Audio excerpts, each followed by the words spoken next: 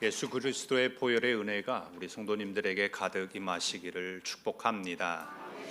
우리가 교회 하게 되면 생각나는 것이 있죠. 십자가입니다. 교회 하면 십자가를 빼놓고 이야기를 할 수가 없습니다. 하지만 십자가는 사실 교회가 사용하기 전에 이미 고대부터 이 십자가를 사용을 하고 있었습니다. 이 십자가의 가로와 세로의 그 모습을 보면서 가로축은 땅이고 또 세로는 하늘이다. 그리고 남성과 여성 또한 동서남북을 상징하는 보편적인 문양과 상징으로 이 십자가가 사용이 되었습니다. 그리고 로마 시대의 십자가는 우리가 아는 것처럼 아주 가혹한, 아주 혹독한 사형 도구로 사용되었던 것이 십자가 사형틀이었습니다. 일반적인 사형 도구는 아니었고 반역자 아니면 흉악범들에게 내려지는 사형 도구였습니다. 공개적인 장소에서 천천히 고통을 주며 죽게 함으로써 많은 사람들에게 경각심을 갖게 했고 두려운 마음을 갖게 해서 공포심을 주는 그런 목적이 강했습니다. 하지만 예수님께서 십자가에서 죽으심으로 말미암아 우리를 구원하시고 난 이후부터 이 십자가의 의미가 기독교의 안에서의 모습으로 바뀌어지게 되었습니다. 교회가 십자가를 공식적으로 받아들이는 것은 AD 431년 에베소 공의회에서 이 십자가를 정식으로 채택하게 됩니다. 그리고 그 이후에 예수님의 고난과 구원을 상징하는 의미로 이 십자가를 사용하게 됩니다. 십자가의 모양이 참 다양하죠. 정확하게 딱 그 각도가 맞아가지고 십자가를 형상화하지 아니하고 모양들이 아주 다양하게 있는 것을 보게 됩니다.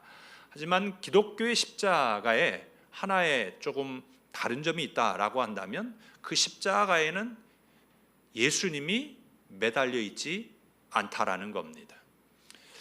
교회 안의 십자가의 거의 대부분은 교회 안의 십자가는 예수님이 그 안에 달려 계시지 않습니다. 왜냐하면 예수님은 십자가에서 죽으시고 3일 만에 부활하셔서 승천하셨기 때문에 십자가에 매달려 있지 않는다라고 하는 상징적인 그 의미가 같이 담겨져 있습니다.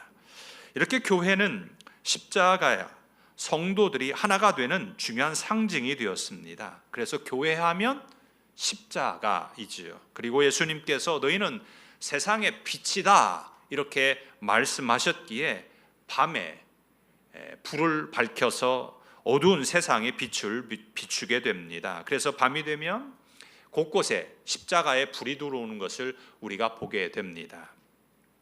오늘 고린도 교회는 오늘날 우리가 겪는 여러 가지의 문제를 샘플로 보여주고 있습니다. 고린도 교회 안에 발생하는 모든 문제들이 오늘날 교회가 겪고 있는 문제들 또한 담겨져 있습니다. 고린도 교회는 바울이 2차 전도 여행을 하면서 성령의 인도하심을 받아서 마게도냐로 건너가게 됩니다. 그리고 복음 전도를 하다가 이 고린도에서 1년 반 동안 머물면서 복음을 전했습니다. 이 고린도는 항구 도시입니다. 이중 항구 도시로 되어 있어요. 동쪽에는 갱그레아 항구가 있어서 아시아와 연결을 하고요. 그리고 서쪽에는 레기움 항구가 있어서 이탈리아와 연결을 하게 됩니다. 그래서 통행세와 무역의 이익이 상당히 컸습니다. 그래서 상업도시로 이 고린도가 많은 이익을 누리고 있었던 도시였습니다. 종교적으로는 아프로디테 신전이 있었습니다. 우리로 보면 우상이죠.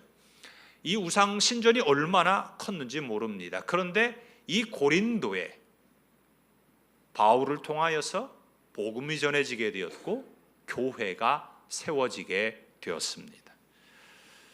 그리고 다시 바울은 복음을 전하기 위하여서 다른 지역으로 떠나게 되죠. 그러다 보니까 고린도 교회 안에는 초신자 수준의 신앙생활을 하다 보니까 이런저런 문제들이 교회 안에서 나타났습니다.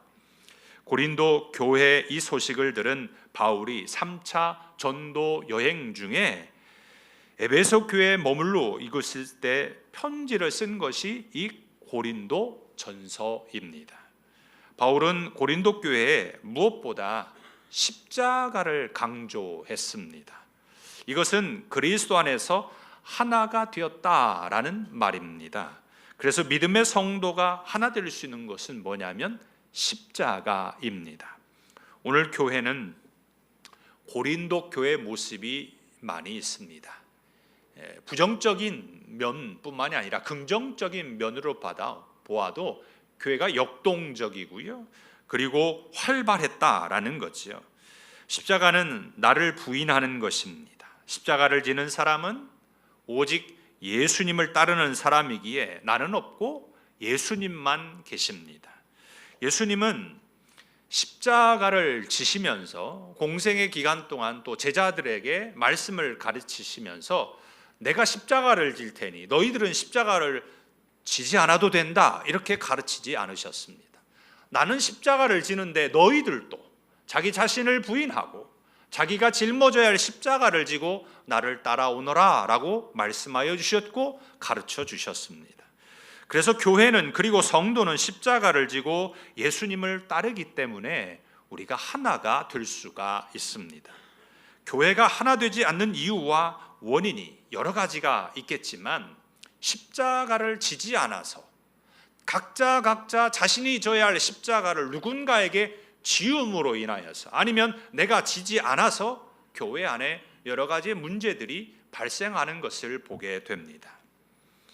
바라기는 각자 성도들이 십자가를 지고만 있다라고 한다면 예수 그리스도 안에서 우리는 엄청난 힘과 또 능력을 발휘하게 될 줄 믿습니다.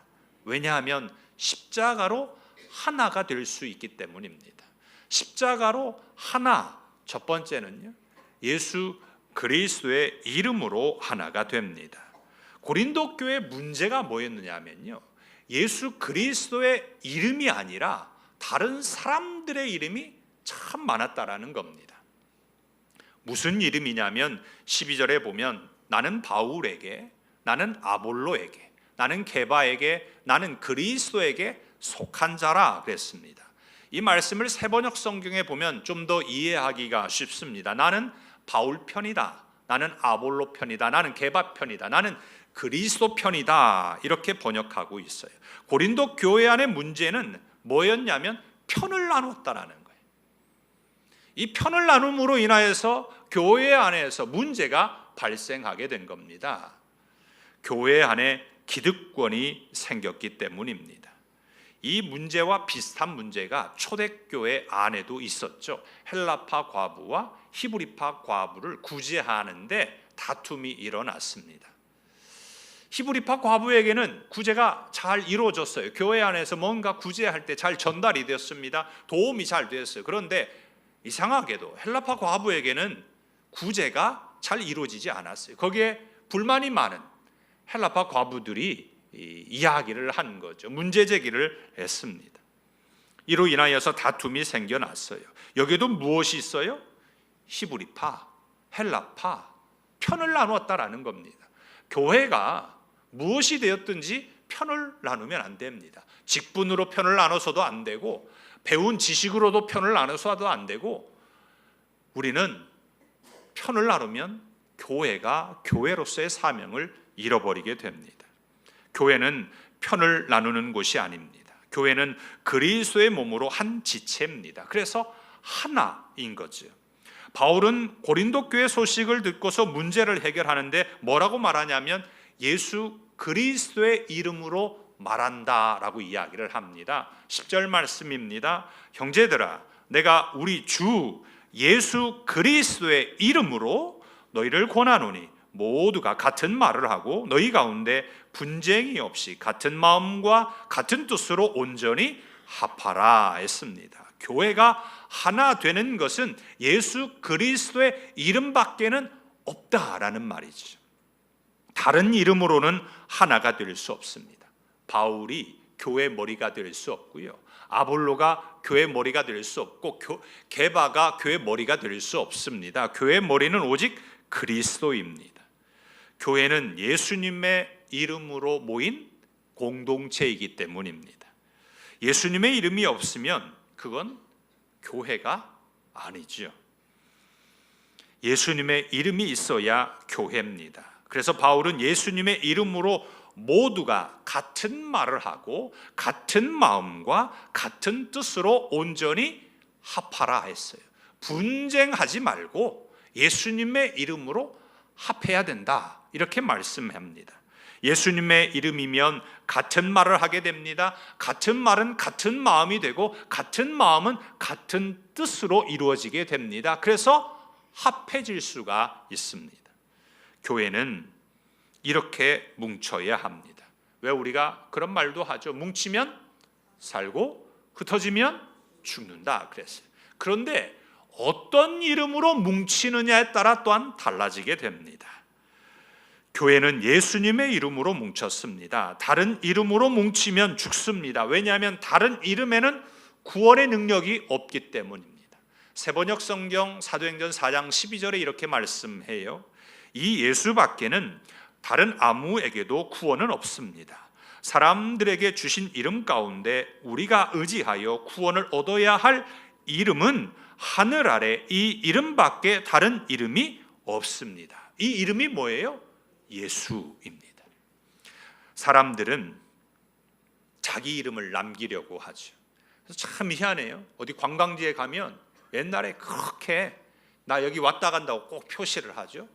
철수와 영이 하트 탁 그려놓고 뿅뿅 해놓고 왔다 간다고 표시를 꼭 합니다. 자기 영역 표시를 꼭 하는 것처럼 자기 이름을 꼭 남기려고 합니다. 하지만 교회 안에서 그리고 믿음 생활할 때 그리스도인이 자기의 이름을 드러내는 순간 교회와 삶은 분쟁으로 휘말리게 됩니다. 우리가 누구의 이름으로 교회에 지금 왔어요? 예수의 이름으로 교회에 온 겁니다. 누구 다른 사람의 이름으로 교회에 온 것이 아니에요. 우리가 이 시간 교회에 와서 예배드리는 것은 오직 예수님의 이름으로 모였기 때문입니다. 그래서 교회는 예수님의 이름으로 하나입니다. 우리 모두 예수님의 이름을 붙잡고 이 하나됨을 잘 지켜가시기를 축복합니다. 십자가로 하나 됐다라고 하는 것은 예수님의 이름으로 하나 된 거고요. 두 번째는 그리스도를 자랑함으로 하나가 됩니다. 바울이 고린도 교회를 개척하고 난 뒤에 복음을 전하기 위해서 다른 지역으로 갔어요. 그리고 후임자로 알렉산드리아 출신인 아볼로라고 하는 사람이 고린도 교회 후임자 목회자로 부임을 하게 되었습니다. 아볼로가 고린도 교회에 와서 말씀을 전하자 아볼로의 지혜의 말에 푹 빠졌어요. 헬라 문화에서 최고의 가치로 여겼던 것이 지혜, 소피아입니다. 고린도 교회 성도들이 바울에게서 복음을 받아들이고 세례를 받았습니다. 하지만 지혜의 말은 여전히 매력적이었습니다. 그래서 고린도 교회 안에는 바울이 떠난 뒤에 아볼로가 말하는 이 말의 지혜에 푹 빠져들었습니다. 그래서 아볼로파, 게바파, 바울파, 그리고 그리스도파 이렇게 4개 편을 이야기하지만 실제로는 바울 편과 아볼로 편, 크게 이 2개 편으로 나누어져 있었습니다. 바울은 이렇게 나누어진 부분에 한 가지를 이야기하는데 세례를 말합니다. 이 세례는 마태복음 28장에 보면 예수님께서 아버지와 아들과 성령의 이름으로 세례를 주고라고 말씀하셨어요. 그러니까 세례는 전혀 문제가 없는 것입니다. 세례 자체는 문제가 없어요. 그런데 사람들이 누구에게 세례를 받았느냐라는 걸 가지고 편을 나눈 겁니다. 나는 바울에게 세례받은 사람입니다. 아, 그래요? 나는 아볼로에게 세례받았습니다. 아, 나는 게바에게 세례받았습니다. 이 편도 아니고 저 편도 아니고 이것도 아니고 저것도 아닌 사람들은 마땅하지 못하니까 나는 그리스도에게 세례받은 사람입니다. 이렇게 이야기하면서 서로 편을 나누고 또 나누고 쪼개졌습니다. 바울은 자신이 세례를 준 사람으로 그리스도와 가이오를 이야기했어요. 우리처럼 편지를 쓰다가 아니면 다시 지우고 쓸 수 있으면 좋지만 그 당시에는 그러지 못하잖아요. 그러니까 갑자기 바울이 또 생각이 났나 봐요. 그리고 난 다음에 다시 아래로 내려가지고 또 생각이 났는데 스데바나 집사람입니다. 이렇게 이름을 또 적고 있습니다. 바울은 자신에게 세례를 베풀어 준 사람을 이야기하면서 자신을 자랑하려고 말한 게 아닙니다. 그런데 사람들은 자신에게 세례를 베풀어 준 사람들을 이야기하면서 자랑을 했어요. 이것이 하나 되지 못하게 하는 원인이 되었습니다. 세례는 예수 그리스도의 이름으로 받았는데 엉뚱하게도 세례를 베푼 사람의 이름을 자랑하게 된 거죠. 그러니 어떻게 되겠습니까? 바울은 이 문제를 알고서 이렇게 이야기합니다. 13절입니다. 그리스도께서 어찌 나뉘었느냐? 바울이 너희를 위하여 십자가에 못 박혔으며 바울의 이름으로 너희가 세례를 받았느냐? 이 말은 십자가에 못 박힌 분은 바울도 아니고 예수님이시고, 그리고 세례도 바울의 이름이 아니라 그리스도의 이름으로 세례를 베풀었다. 그리고 그리스도의 이름으로 세례를 받았다라는 것을 확실하게 말합니다. 이것은 신학적으로도 중요하고요, 교회론적으로도 굉장히 중요합니다. 교회는 그리스도의 이름으로 세례를 주고 세례를 받은 그리스도인들은 모두 그리스도 안에서 하나가 되었다라는 말입니다. 그래서 세례를 준 사람에게 속한 것이 아니라 그리스도에게 속해야 되는 거죠. 세례를 줄 때 목회자가 이렇게 이야기하죠. 예수 그리스도를 믿는 김철수에게 내가 성부와 성자와 성령의 이름으로 세례를 주노라 그래요. 예수 그리스도를 구주로 믿는, 예수 그리스도를 믿는 사람, 예수 그리스도에 속한 사람이라는 말입니다. 세례를 받은 사람은 이것을 알아야 합니다. 세례를 주는 목회자의 이름을 기억하는 것이 아니라 예수님의 이름을 알아야 하는 거죠. 우리가 기도할 때 똑같이 맨 마지막에 뭐라고 기도를 해요? 예수님의 이름으로 기도합니다. 이렇게 기도하잖아요. 우리 모두는 예수님의 이름으로 기도하는 거예요. 어떤 분들은 주의 이름으로 기도합니다 이렇게 말하는데 이건 잘못된 거예요. 정확하게 말해야 됩니다. 예수님의 이름으로 기도합니다. 이렇게 기도해야 돼요. 예수님의 이름에 능력이 있기 때문입니다. 그래서 예수 그리스도를 자랑해야 합니다. 사람이 자랑할 것이 뭐가 있겠습니까? 뭐 자랑하시겠어요? 고린도전서 1장 29절에 이렇게 말씀합니다. 이는 아무 육체도 하나님 앞에서 자랑하지 못하게 하려 하심이라. 그리고 31절에 이렇게 말씀합니다. 기록된 바 자랑하는 자는 주 안에서 자랑하라 함과 같게 하려 함이라. 자랑하는 것은 예수 그리스도밖에 없습니다. 그런데 사람들은 교회 안에서 자랑하려고 합니다.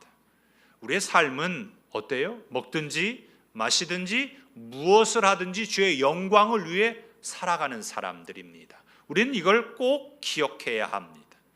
우리의 자랑은 예수 그리스도입니다.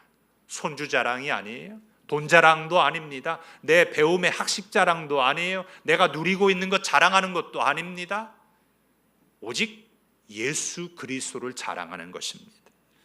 이러한 것들을 자랑하게 되면 하나 되지 못하게 합니다. 십자가를 자랑하는 것이 영적인 힘입니다. 십자가가 하나 되게 하기 때문입니다. 십자가로 하나 되는 것은 예수 그리스도의 이름으로, 그리고 예수 그리스도를 자랑함으로 하나가 되고요. 세 번째는 그리스도의 능력으로 하나가 됩니다. 그리스도의 능력이 있기 때문인 거죠. 바울은 분열하고 있는 고린도 교회 성도들을 향해 십자가를 이야기해요.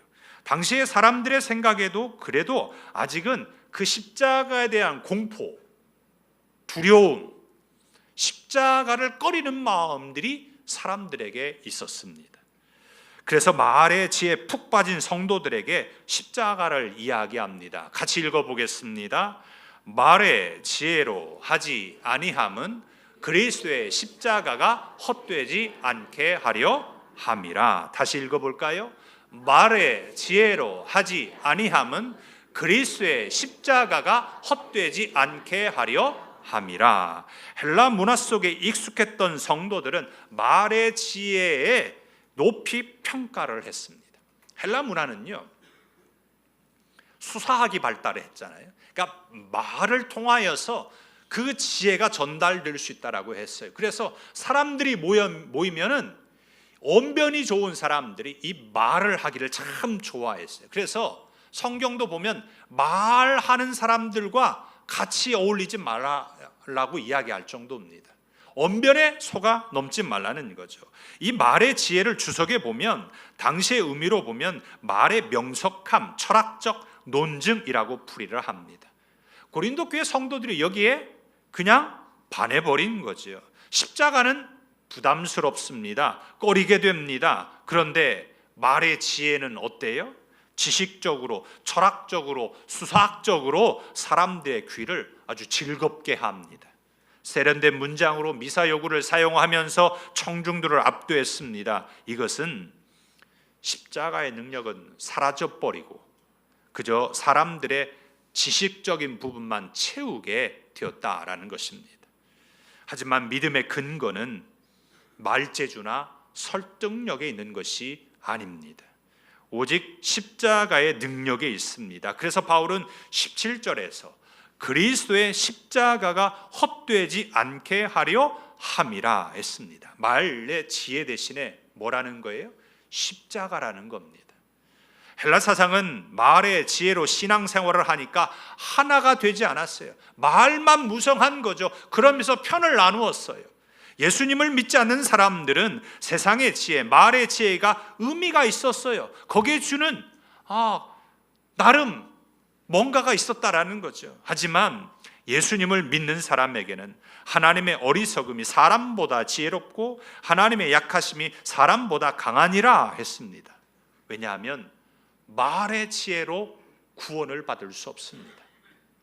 말의 지혜를 가지고 우리가 영생을 얻을 수 없다라는 겁니다.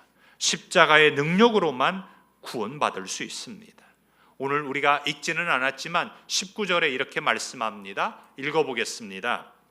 기록된 바 내가 지혜 있는 자들의 지혜를 멸하고 총명한 자들의 총명을 폐하리라 하였으니, 지혜 있는 자들의 지혜를 멸하겠다라고 말씀을 합니다. 총명 있는 자들의 총명을 폐하겠다고 말씀해요. 십자가가 없는 말의 지혜 소용없다라는 거죠.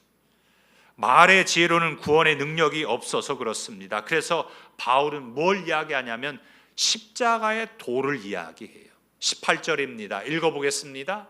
십자가의 도가 멸망하는 자들에게는 미련한 것이요 구원을 받는 우리에게는 하나님의 능력이라. 십자가가 하나님의 능력이에요. 말의 지혜가 능력이 아니라는 겁니다. 우리가 한 가지 조심해야 될 것은 십자가에 힘 있는 건 아닙니다. 십자가에 달리신 그리스도의 능력인 거죠. 그래서 십자가를 말할 때 그 십자가의 의미를 알고 말해야 됩니다. 십자가에 달리신 그리스도의 능력을 알아야 되는 거죠. 그전에는 십자가를 사형의 도구로 사용했기 때문에 사람들이 봤을 때 미련하게 보였어요.